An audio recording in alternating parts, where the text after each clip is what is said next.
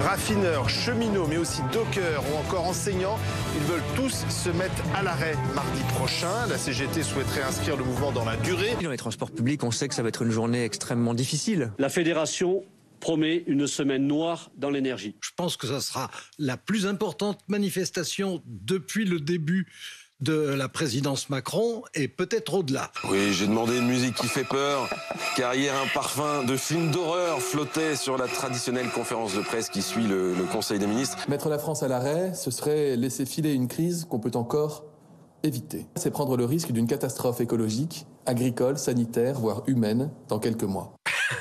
Moi, quand j'ai entendu ça pour la première fois, j'ai éclaté de rire. J'ai le droit, comme porte-parole du gouvernement, de rappeler que les urgences du quotidien des Français, c'est pouvoir faire leurs courses dans les meilleures conditions possibles, pouvoir se soigner, avoir le droit à la sécurité. C'est des bêtises qu'il a dit Olivier Véran, même si j'assume d'être dans la majorité présidentielle au MoDem. Image en direct du Sénat où les débats viennent de commencer. Je sais qu'ici, il n'y a pas de ZAD, il n'y a que la République. Le débat va être rugueux, mais il sera respectueux. Il ira au bout. Bien sûr qu'il sera passionné, mais il sera aussi raisonné. Et j'espère bien qu'il ira au bout. On va avancer jusqu'au 7, et le mardi 7, on débattra de l'article 7.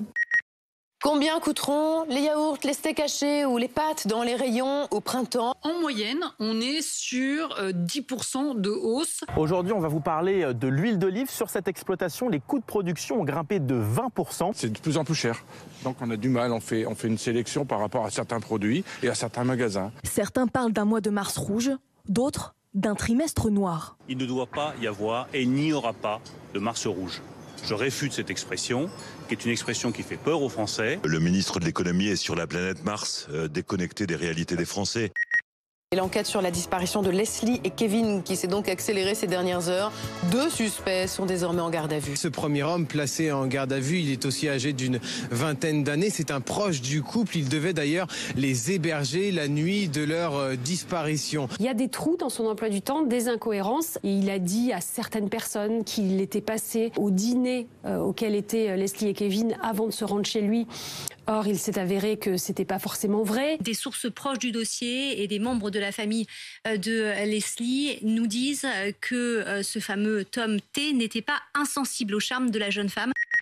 Le harceleur du petit Maël, 10 ans, va être transféré dans une autre école. Au tout début, c'était t'es trop petit et tout. Après, ça a commencé avec les insultes.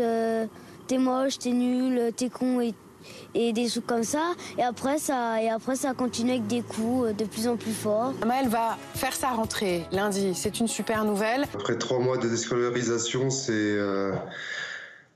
on peut souffler. Brigitte Macron va rencontrer les parents de Maël. Pour un enfant que l'on va aider, combien endure l'inacceptable, s'interroge Brigitte Macron. Il n'y a pas de loi pour protéger les victimes. Il faut intégrer une loi qui met en place des sanctions pour les élèves de primaire.